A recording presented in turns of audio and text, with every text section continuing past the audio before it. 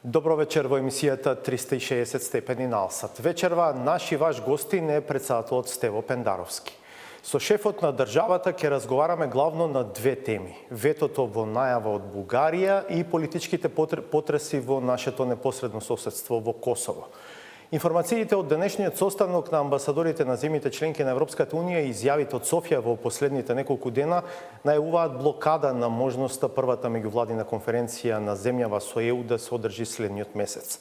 Министрите за европски прашања на ЕУ го одложија состанокот на кој треба да ја усвојат преговарачката рамка за Северна Македонија за една недела од 10 на 17 ноември.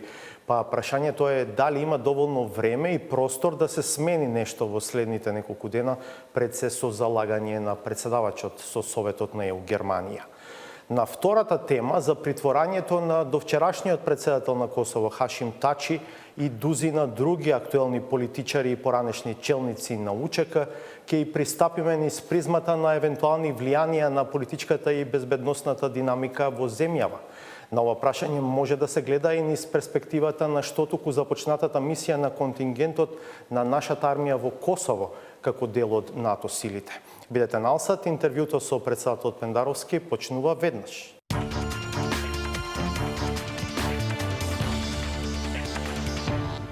Добро вечер и добре дојде за шефот на државата Стево Пендаровски. Добро вечер.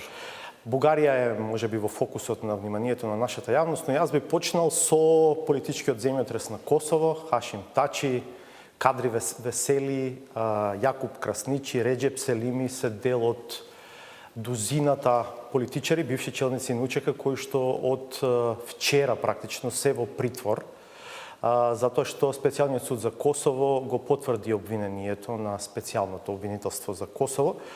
Дали овие настани председатели ја засегаат и треба да ја засегаат Северна Македонија? Па не знам дали мојот одговор ќе изненади некого или многумина, јас мислам дека не ја засегаат. Косово е посебна држава, Косово е независна држава. Освен тоа, овој расплет, овој развој на настаните беше најавуван уште пред неколку месеци. Господинот Тачи рече дека ако се потврди обвинението, дека тој ќе напушти таа функција, не би сакал од позиција на председател на Косово да биде во статус на обвинет пред тој трибунал.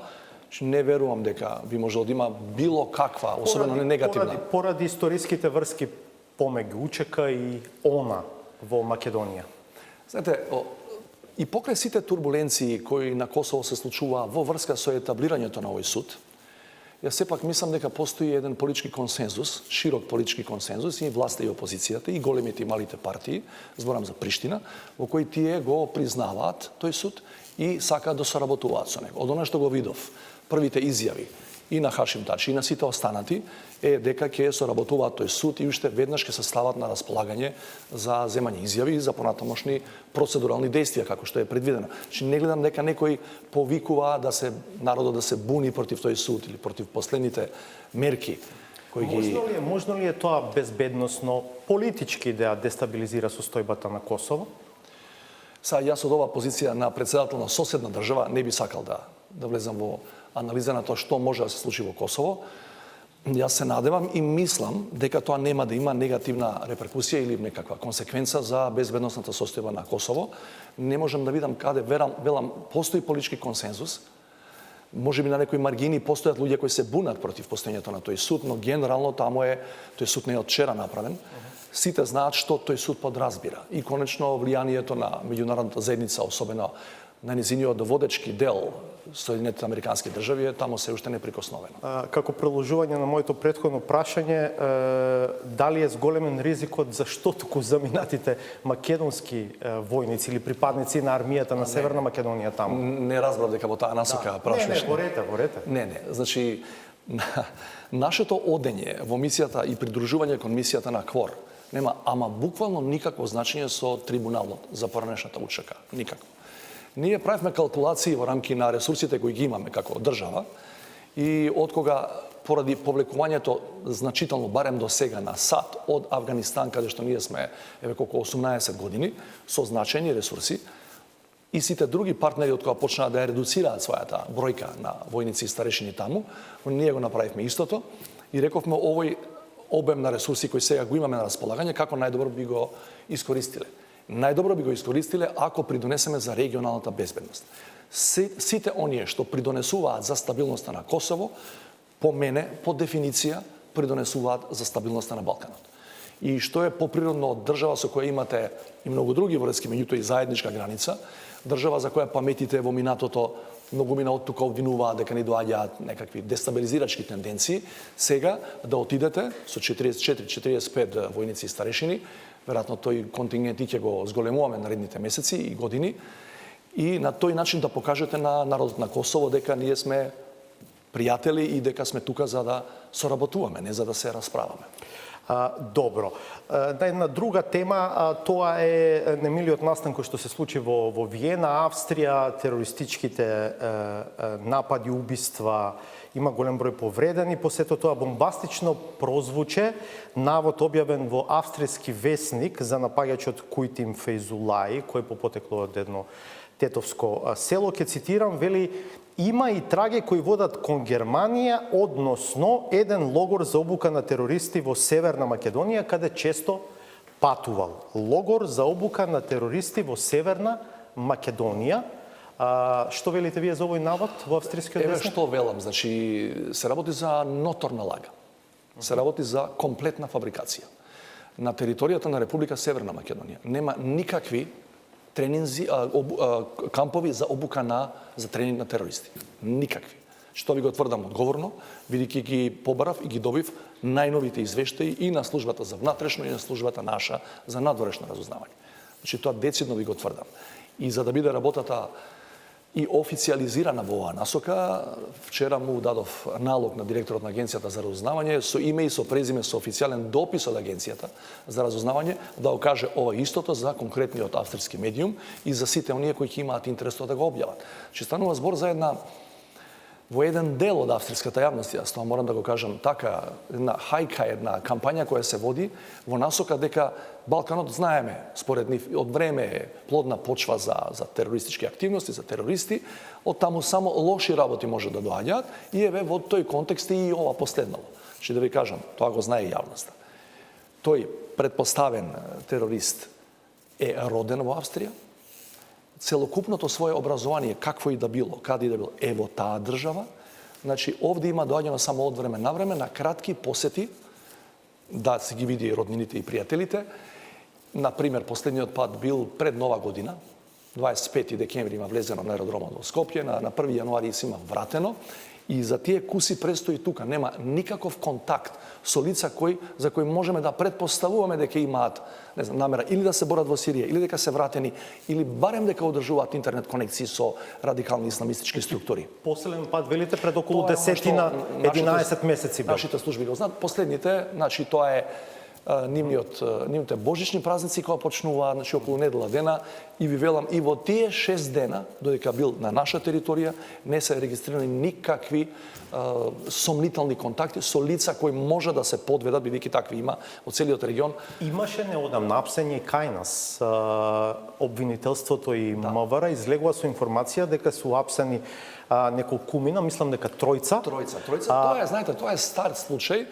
Го нарекуваме во јавноста Кели 1, 2 и 3, лица кои беа судени за подготовка на такви активности, дел од нив и учествувале на боиштата на Блискиот Исток, се вратиле и тоа знаете по последните измени на кривичниот законник кај нас, е кривично дело, учествува во странска војска, одлежале, за жал, затворот не се превоспитале, на излегување, по излегувањето продолжиле со тие активности и ви тврдам дека Кели 1, 2 и 3 нема никаква, според својата генеза, никаква конекција со овој човек.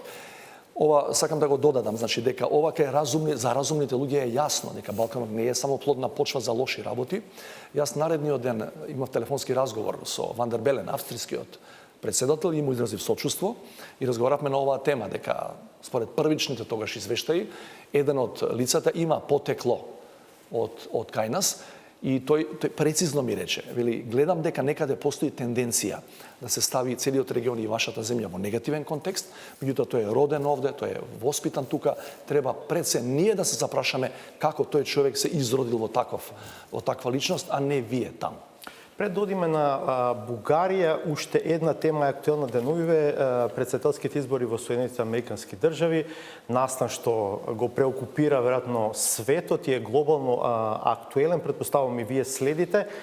Очекувате некакви промени, бидејќи работите одат во насока на тоа дека најверојатно ќе се случи промена на администрацијата во Белата куќа, републиканецот Трамп ќе замине, ќе дојде најверојатно демократот Бајден. Очекувате некакви промени во политиката на САД кон регионот и кон Северна Македонија? Секогаш кога има американски избори, тоа прашање е прво за нас. Дали кон регионот ќе се смени политиката? Ја вака одговарам. Значи, пред 4 години, до пред 4 години знаеме каква беше политиката на Барак Обама кон Балканот и ве молам покажете ми на која точка од овие невралгични прашања кои се уште постојат на Западниот Балкан, Трамп ја смени својата политика. Значи, дали Трамп беше добар или лош, ке кажат американските гласачи.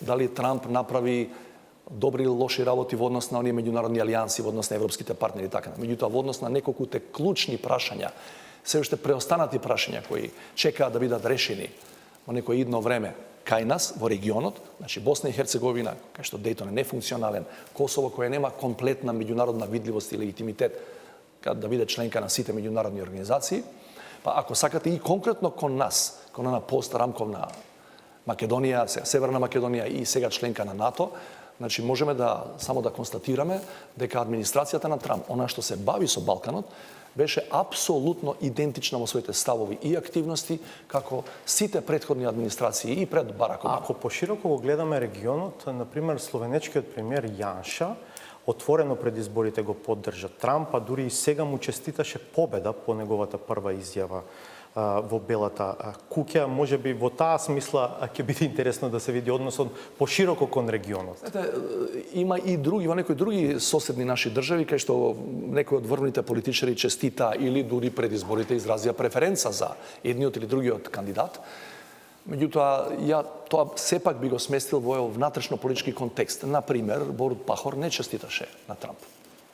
Не, да. Така што тоа е сепак една внатрешна политичка динамика во таа држава. Договорот Србија-Косово очекувате дека ќе продолжи да се спроведува ако дојде до промена на администрацијата? Јас не дека се правам, како велат, паметен после битка, меѓутоа јас имав одредени резерви и кон Вашингтонскиот договор, не затоа што тој сам по себе е лош. Тој е одличен, кој ќе ги седнете двете страни кои се во расправија, во кавга, претходни и во конфликт директен со децении, тоа е успех да ги седнете на иста маса и да подпишат неколку убави работи во делот на економијата и во делот на инфраструктурното поврзување. Меѓутоа, она што мене ми недостасуваше во целиот поширок контекст на Вашингтонскиот договор беше европската компонента. Јас неколку пати разговарав со амбасадорот Лајчак, затоа што тие работат со истите две страни во Брисел.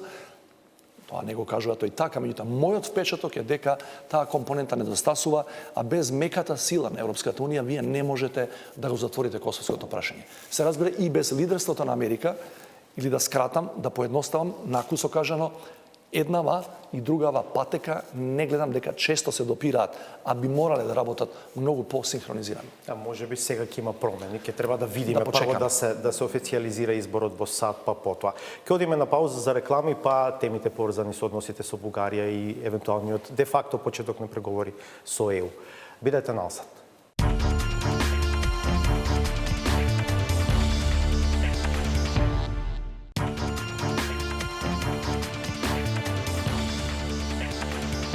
Продолжуваме со интервјуто со шефот на државата Стево Пендаровски. Тој е вечерашен гостин во 360 степени. Председателе, премиерот Заев денеска прв обелодени дека на состанокот на амбасадорите на земјите членки на ЕУ под познатата, како се вели, кратенка Корепер, Бугарија ја блокирала предлог преговарачката рамка за Северна Македонија. Заев рече дека се уште не сака да зборува за вето, но дека ова го смета за де факто прекршување на договорот за пријателство со Бугарија, конкретно го спомена членот 2 со кој што Бугарија се обврзува да ја поддржува земјава во интегрирањето во Европската унија. Дали и вие така гледате на ова што денес се случило на Корепер како кршење на договорот? Ја можам да се изразам поинаку. Значи, не можам да ви дадам сега во оваа емисија вам и на целата македонска јавност количина на оптимизам за истото прашање. Инаку Заев ова по втор пат го кажува, тој и пред 10 дена најави дека е можна таква разврска. Јас имав изминативе денови разговор и со германскиот председател, Германија председава со Европската унија, кој потоа имаше разговор со бугарскиот председател Радев, има вчера разговор со бугарскиот председател Румен Радев, и од сето она што го склопувам како информација која доаѓа и од Брисел, од нашата мисија, од ова што го разбираме од нашите пријатели, а не се малку во Европската унија, Бугарија во овој момент делува како да е решена тврдо, цврсто да постави блокада на нашиот пат кон Европската унија. Не би сакал да одам до таму и од напред да прејудицирам некоја ситуација, бидејќи тие го одложија Советот за општи работи за 17 ноември, значи од сега до тогаш имаме 10 дена во кој може да се пронајде заедничка солуција. Кога се вели дека може во тие 10 дена да се најде некакво решение, на што се мисли? Зашто конкретно сега разговараат, слушаме тимовите на Министерствата за надворешни работи сега, на двете држави? Тимовите не разговараат. Тимовите разговараат пред некој ден во Берлин, тоа е јавно познато. Таму на маса циркулирале неколку идеи и со исклучителен ангажман на 20 германски министри, Мас и Рот, значи со генерално, со целата таа германска екипа во Берлин, беше најден, според извори од двете делегации, беше најден заеднички договор или компромисен текст. Значи се согласиле за неколку точки, кој почнува од тоа дека Бугарија нема да ја блокира Република Северна Македонија на својот пат кон ЕУ, во склад со овој точка 2 од договорот за добрососедство, значи ќе каже да. Понатаму зборуваме, објаснуваме ние за тоа што значи краткото име, дека краткото име кога год се употребува Северна Македонија не имплицира територијални претензии, затоа што и ако има, а има во регионот и други делови регионални кои се нарекуваат Северна Македонија, а се дел, например, од Бугарија, тие се региони, не се меѓународно правен субјект. Тоа го објаснуваме кон кого? Кон ЕУ, кон Обединети нации? Не, тоа го објаснуваме, бугарската страна тоа го бара повеќе месеци назад, ние тоа го објаснуваме и тоа на крајот е заедничко разбирање, ајде да кажеме така. Значи има заедничко разбирање дека ќе биде доволно ние во Европската унија, во ЕУ само, бугарската страна инсистираше тоа да се изјави во Обединетите нации, правејќи некаква паралела која не држи ни од правна, ни од политичка, ни од стратешка смисла, ако сакате, во однос на Преспанскиот договор, меѓутоа да изјавиме едностранна изјава во која ќе кажеме да до сите земји членки на Европската унија, ние јавно кажуваме дека немаме никакви територијални претензии. Кога го уставот на оваа земја. Апсолутно, апсолутно. Да, и да знаете во експликацијата во ЮН, и тоа да. е битно да се знае, во Обединетите нации, која е најголема светска организација и каде што има скоро сите држави и кратки и долги имиња, нашето, да кажам, меѓународно верификувано кратко име, не само заради Преспа, и заради ЮН, за целиот свет, е Северна Македонија. Долгото е Република Северна Македонија. Да, ве прекина во експликацијата на потенцијалната рамка за која што велите дека е постигната согласност. На другите прашања кои беа на бугарската страна и било и е многу битно се очигледно и денеска да се најде според нив прифатлива дефиниција за јазикот. Меѓутоа морам да ви кажам, ја тоа сум ако не се лажам, мислам дека кај вас пред некој месец го кажав тоа. Ако не е македонски јазикот, тоа не ни треба ЕУ. Знаете, тоа се прашање, тоа не е политичка препотентност од моја или не знам од чија страна, или некој велат мала држава па покажува голема сила. Не. Тоа се прашања за кои не се дебатира. Како ќе дебатирате дека овој јазик на кој ние сега говориме не е македонски, или е официјален јазик, или е не знам непознат јазик. Значи ние можеме само да дадеме евентуално јавна изјава и да кажеме дека македонскиот литературен јазик е кодификуван во 1945 година, што е лингвистички факт. И тоа било дел од овој договор. Тоа е дел од заедничко, не е договор, тоа е заедничко разбирање дека тоа би било доволно да се објасни дека ние не криеме дека нашата кодификација е направена 45-та од комисијата на Блаже Коневски и на останатите. Че не можам да видам што е тука спорно. Знаете, ако имаме време да појаснам, година дена наназад, кои се двата главни наратива од наша и од софиска страна кои доаѓаат во однос на етничкото потекло на македонците и македонскиот јазик.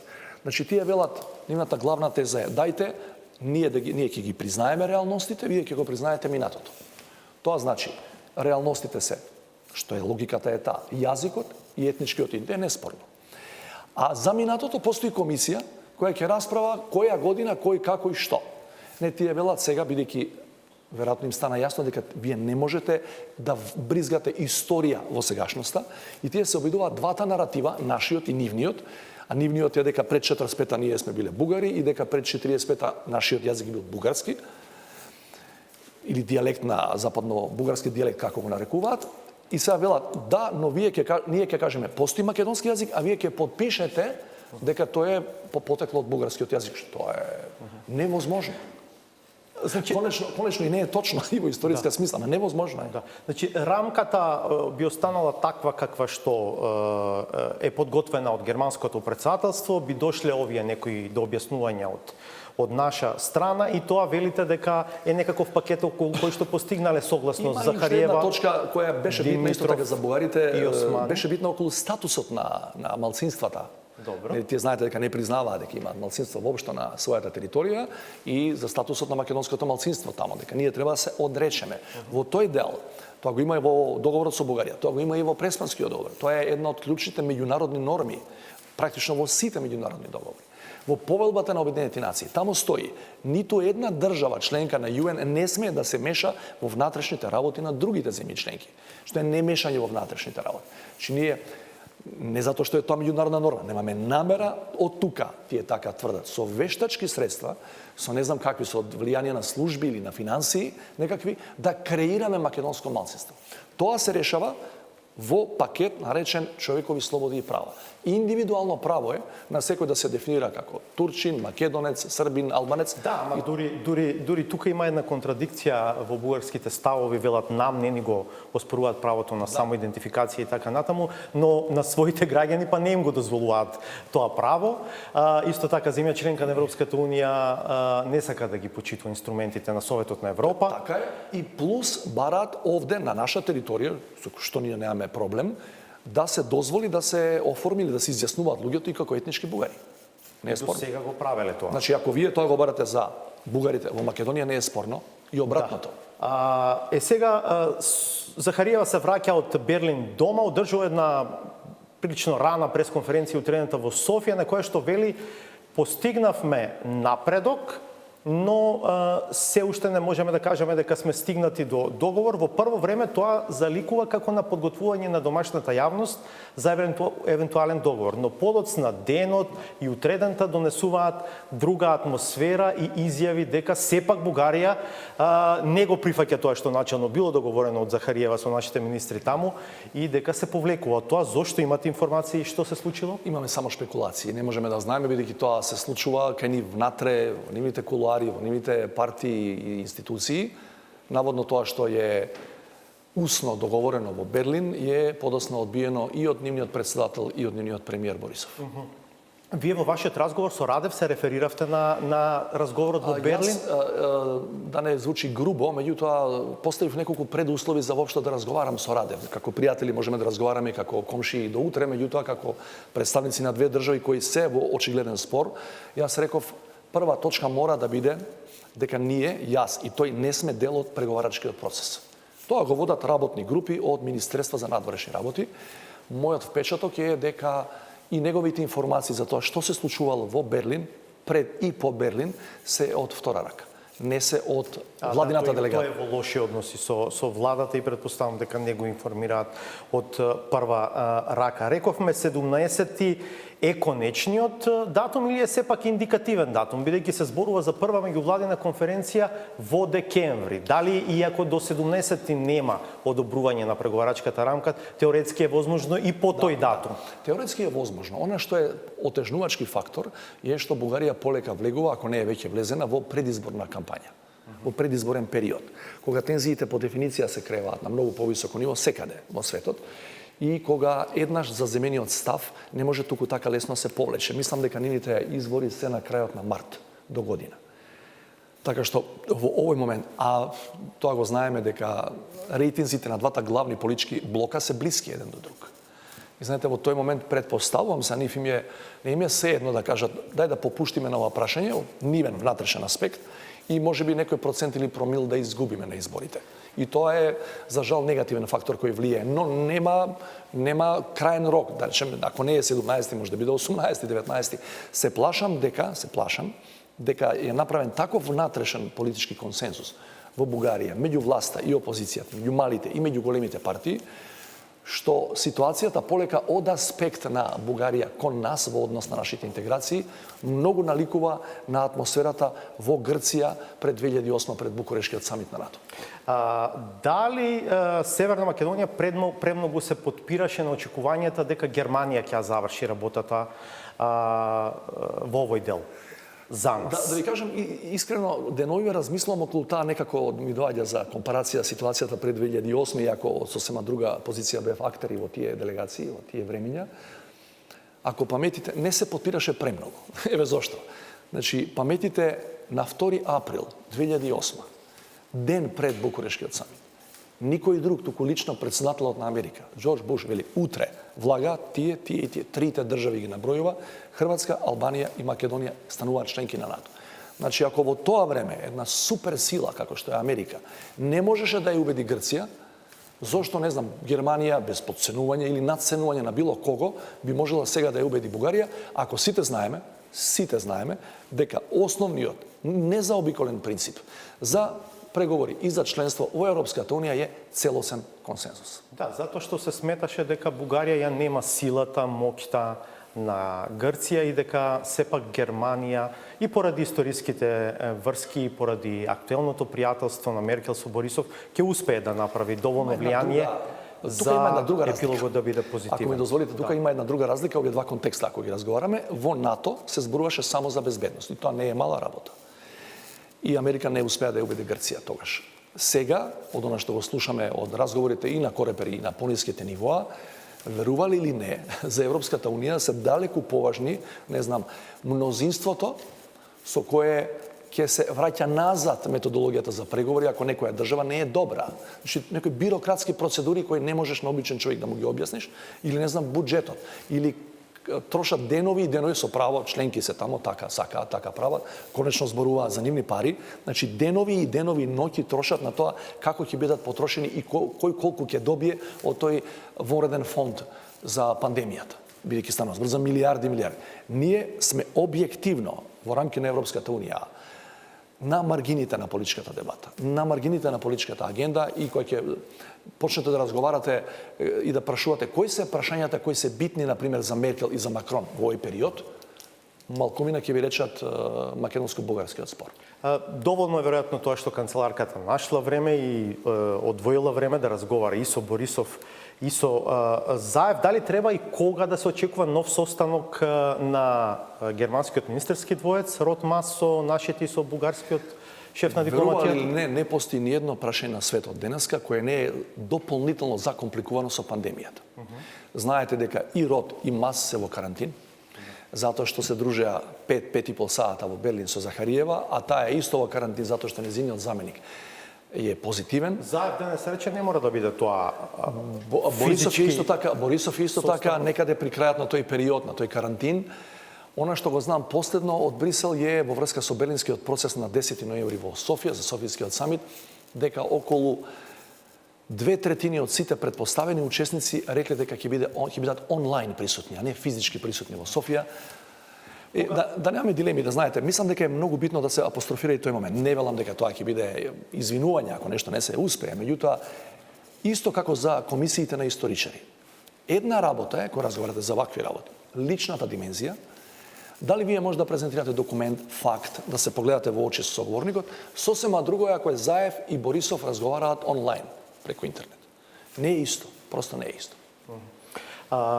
Кога зборувам за нов состанок на онлайн, мислам, затоа што тоа стане пракса сега во ова време. Тоа не може да се избегне, бидејќи сме копредседавачи на Берлинскиот. Не за Берлинскиот процес, за ова неформално олеснување на германците во диалогот меѓу Софија и Скопје.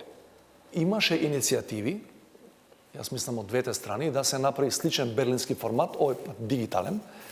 До моментот кога влегува во вашето студио немаше позитивен сигнал од Софија. Може ли да се бара делумно одговорност вина и на оваа страна, што до туга се дојдени работите? Да речеме, од моментот кога Бугарското народно собрание и бугарската влада ги усвоија рамковната позиција и резолуцијата или декларацијата, наваму, дали можеше Северна Македонија да биде поактивна на планот на некои работи, да речеме, не знам, за историските личности за кои што постои согласност да се отпочне формална процедура за промена на учебниците, да се видат тие фамозни табли што им пречат на бугарите, евентуално да се направи нешто со нив. Се слуша дека, да речеме, кога тие зборуваат за говор на омраза или за антибугарска пропаганда со државно спонзорство, пред се мислат на македонското радио. Да речеме, кој што веројатно нам не е ниво видико, тама се слуша во Бугарија. Наводно, таму честопати може да се слушнат гости со антибугарски ставови и тези. Да речеме, дали можеше државата да биде поактивна на тој план? Ја мислам дека сега во овој временски период, значи следниве неколку недели, ние тука не би требало да се бавиме со тоа да бараме виновници. Теза број 1, која ја поддржувам. Инаку мислам дека од наша страна имаше субјекти кои можеа подобро или подобро, кажано, проактивно да се постават во изминатиот период, и тука мислам пред се на комисијата составена од историчари, и тука не мислам пред се на комисијата, на самата комисија, на самите историчари, туку мислам на политичкиот фактор, кој во меѓувреме, не мислам на еден поединец се разбира, како сите ние да бевме обземени не само од пандемијата, која е неспорен факт и која сите не однесе во воредна состојба со месеци, туку и од изборите, кои еднаш ги одложивме, па ги презакажавме за 15 јули и ги одржавме. Знаете, кога политичките партии одат кон избори, за жал малку од другите политички прашања се толку битни како тоа кој ќе победи на избори. Јас тука ја наоѓам релацијата во однос на нашата неспорна неактивност во однос на историската комисија. Јас разговарав со комисијата кога пристигна јавно прв пат критиките за тоа дека комисијата не работи, практично 9-10 месеци. И се слушнав со председателот на нашиот дел од комисијата, господинот Георгиев, и му реков зашто не одржите онлайн комисија? Колку може толку. Значи тоа не е исто јутоа да не се каже дека ние немаме политичка волја и дека ние забошутуваме. Има еден друг приговор кој македонската јавност не го знае, а бугарите постојано го кажуваат. Што е можеби бениген, меѓутоа постои. Вели, зашто не ги објавувате во вашата јавност оние историски личности и настани за кои постои согласност во комисијата? Нели велиме неколку периоди, неколку личности се имаме усогласен текст. Тоа не е одговор, ние одговараме вака, ама и вие не сте ги презентирале тие договорени работи во бугарската јавност. Тоа што е спорно? Ако си подпишал, зашто не го објавиш тоа? Дали е цар Самуил, дали е кој било да е? Ние немавме причина тука да се криеме, што текстовите кои ја ги знам, ги знаат и неколку мина други, се неспорни од тој аспект. Вие веќе влечевте паралели со 2008-та, со тоа што се случи во Букурешт и времињата потоа. Требаше долг период, дури од 10 години, за да стигне моментот кога се потпиша договорот со Грција и де факто се деблокираше тој цел процес. Дали реално стравувате од тоа дека ако сега Бугарија реши за време на германското претседателство, како тогаш Грција за време на ангажираната Бушова администрација, да ја блокира Северна Македонија во Европската унија, дека тоа може да биде влез во нов долгогодишен тунел од кој што тешко може да се излезе? Неспорно. Неспорно. Значи, гледате, ако вие според нивните европски зборови, на најсветлиот, на најдобриот пример во регионот, кој направи онакви договори, единствена држава во светот која за да влезе во меѓународна организација и да реши меѓусоседски спор го променила своето име. Ако на онолкави компромиси направени, кои беа болни и тешки, вие на таа држава, на тој кандидат не му давате зелено светло, а во исто време имате Црна Гора и Србија кои преговараат 6, 7, 8,5 години делани и не прогресираат во тој процес. Кога очекувате дека регионот ќе повлече? Босна и Херцеговина, Косово, каде што исто така нема никаков позитивен исчекор во тој диалог Белград-Приштина. Да заклучам, се плашам дека ако на Северна Македонија не и подадат рака сега да почне со преговори кои траат со години, не завршуваат за 2 недели, ние не бараме членство, бараме фер шанса да почнеме, да влеземе во процес. Ако нам тоа не ни го овозможувате, да почнеме, повторувам, не да го завршиме процесот, јас се плашам дека Западниот Балкан тогаш дефинитивно ќе стане јасно дека не е од никаков стратешки или политички интерес за Европската унија. Но тоа е поврзано со дел од вашите стратешки политички убедувања, програмата на која што ги добивте председателските избори, па и актуелната извршна власт исто така, ако на вистина проценките одат во таа насока и тоа се случи, тогаш тоа се сериозни стратешки, да кажам, удари за државата. Ќе треба државата да размислува како ќе се постави во таква ситуација. Знаете, кога минатата година или пред некој месец кога веќе беше, го реков тоа дека ако ние не сме, ако не влегуваме во ЕУ како македонци кои зборуваат македонски јазик и тогаш Европската унија, ако е таква, не ни треба, добив критики и од луѓе кои се условно кажано на мојата политичка страна. Не зборам за партии, зборам за интелектуалци кои размислуваат слично како мене. Вели, под ниеден услов не смееме да се откажеме од Европската унија. Ја не велам дека се откажуваме од Европската унија. Значи, таа стратешка моја определба во која длабоко верувам, ќе продолжи заедно со сите слично мисленици, имам намера тоа да го туркам и понатаму. Меѓутоа, ако дојдеме до работ, до зидот, и ви велат, вие не сте тоа што сте, па зашто преговаравме 25 години со Грција? Па ако не беше битно внатре да стои македонци и македонски јазик, па ние ќе го решевме според 93-та. Значи, немаше да влеземе на 8 април 93-та како ФИРОМ, ќе влезевме како Република Северна Македонија. Ако ја немавме оваа друга гаранција што ни е животно важна за нас, внатре во договорот. И тој договор ратификуван на сред грчкиот парламент во Атина. За тоа се работи. Има работи за кои просто не може да преговарате. Не може да преговарате. Уште еднаш ќе ве прашам на скалата од 1 до 10, ако 1 е нема преговори, 10 е почнуваме преговори, со каква оценка би ги оцениле шансите дека во декември ќе се одржи првата меѓувладина конференција меѓу ЕУ и Северна Македонија? Со 3. Шансите се мали. Во овој момент шансите се мали. Денеска, додека зборуваме, шансите се многу мали. Многу би сакал да сгрешам во оваа проценка. Добро, и при тоа во Македонија на власт е политичка елита подготвена за компромис. Веројатно, ако предпоставиме дека е можно, сигурно, во демократии се менуваат власти, во еден момент овде да се смени власта, во Бугарија да се смени власта, тогаш работите може и дополнително да се влошат. Не, знаете зошто? Значи, ставот на македонските политички субјекти го знаеме. Тука да не трошиме време, јасен е. И власта и опозицијата се на овие позиции. Македонски народ, не чепкајте, македонски јазик не чепкајте. Во Бугарија, само да подсетам, со колкаво мнозинство беше донесена таа декларација во парламентот. Со 100% практично. Само 4 беа против. Вие ги изедначувате ставовите на СДСМ на ВМРО-ДПМНЕ? Па може ќе ви звучи чудно, бидејќи ние сме навикнати да, за жал, како политички дискурс да се гледаме преку нишан често пати и за работи за кои мора да имаме стратешки компромис и консенсус.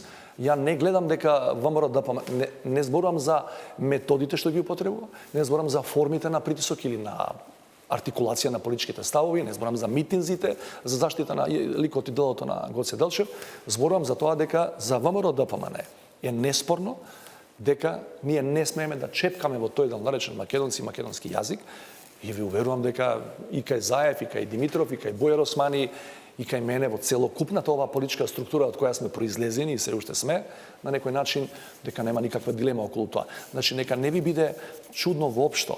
Ние конечно треба да ги именуваме работите со вистинското име. Не постои жив македонец кој може да каже дека не е македонец. Не постои.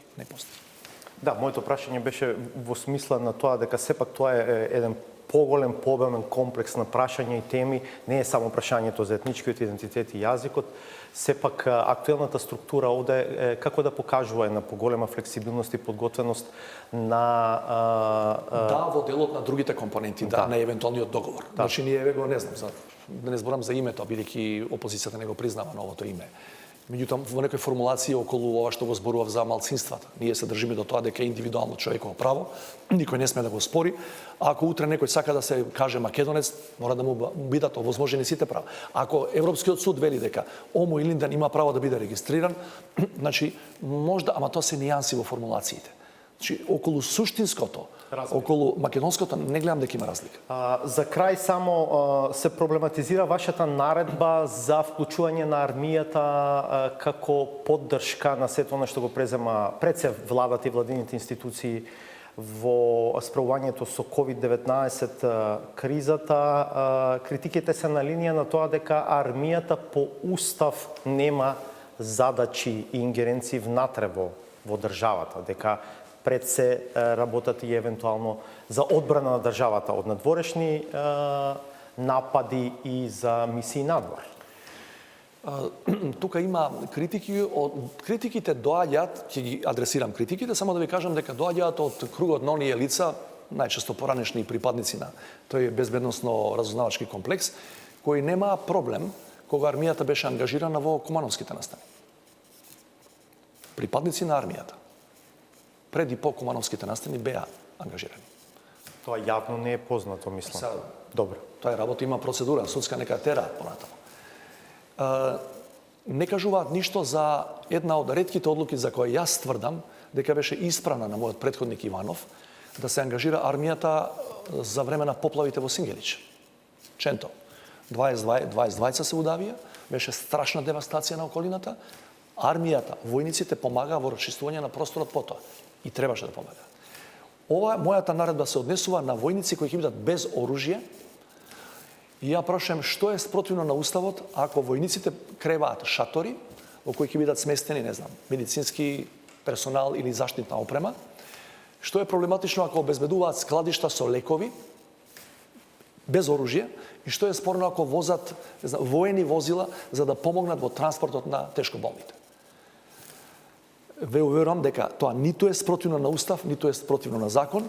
Во делот плюс на нормативата, ако ме прашувате за правниот основ, постои член во Законот за служба во армијата кој вели војните лекари, фармацевти и стоматолози можат со наредба на врховниот командант и кога не е прогласена криза или воена или военна состојба да се ангажираат.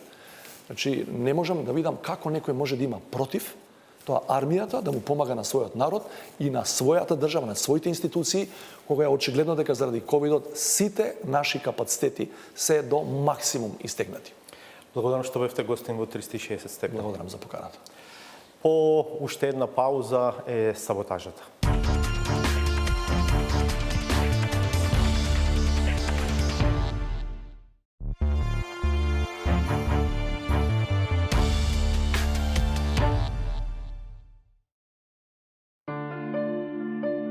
Борбата против коронавирусот според властите ќе беше поефикасна ако за поземицата од Светска банка за изградба на мобилни болници не недостасуваше подписот на заменичката министерка, блиска до Мицковски. По подолг период, оправдување за незиното однесување следува од друга соработничка на лидерот на ВМРО-ДПМНЕ. Мој Гордана Кучовска, ајде не за малку да ја оправиме, затоа што само жената се врти навистина без соодветна артикулација и многу непримерно. Сличен проблем, ама не со артикулацијата, туку со прашања за кои вообичаено има отсуство на рационален и адекватен одговор има и премиерот, па се стркалува низ полињата на одговорите, како топче кое не може да застане од како било силно свртено од ѓаволското рулет тркало. Нема во казината. Значи не одат луѓето. Еден дел од казината се деливери. Значи доаѓаат како испораката што ја земате за носење дома. Не остануваат овде. Штом стигне на рачката, секој може да си ја проба среќата. Во земја чија судбина е постојано ставена на коцка, таа не е доволна, па не помага дури ниту блискоста со Севишниот. Дури ниту неговите желби понекогаш не успеваат да се реализираат, оти ниту тој, според нечии размисли, не е доволен за да се биде, а уште потешко да се остане среќен. Груевски Господ немаше да го симне. Да не бе некој ќе ги наречем ајде структури елити од надвор. Господ немаше да го симне. Се што се случуваше откако не му трна зарод е дел од историјата, а таа многу елегантно се прекројува преку нејзини прекоокеански интерпретации, кои ги обелогануваат вистинските причини за деликатната состојба во која се наоѓа еден од еминентните и незаборавни ликови од незиното блиско минато. Никола Груевски ни помогна многу и затоа кој чепна тој во антиката многу пати го реков ова, затоа човек овака сега во Будимпешт избега Не дека тој е крив, туку ќе го отруја, ќе му направи нешто во затворот. Тоа беше работата. Ќе се поболеше човекот. Добро е да се чува здравието, бидејќи тоа е најважно. Има такви политичари кои воопшто не се грижат за себе, туку само ги интересираат граѓаните, кои се разбира, мора да бидат свесни дека тие се би сториле за нив без оглед на главоболките и тензијата. Прво да се заблагодарам што денеска ме поканивте тука, иако крвниот притисок денеска ми е 170, што е необичаено за мене тоа, бидејќи испод тоа имам крвен притисок. И на крајот, оние кои исто така се предадени, ама и спокојни, што ритамот им е поспор од вообичаеното. Да бидеш прв председател на Патриотски институт, реално за мене е голема чест. И јас на секако 25 сати во текот на денот сум посветен и ќе бидам посветен. За деновите да не траат толку долго, време е за ресет, барем на часовникот. Толку за вечерва, се гледаме повторно в понеделникот 22. Пријатно.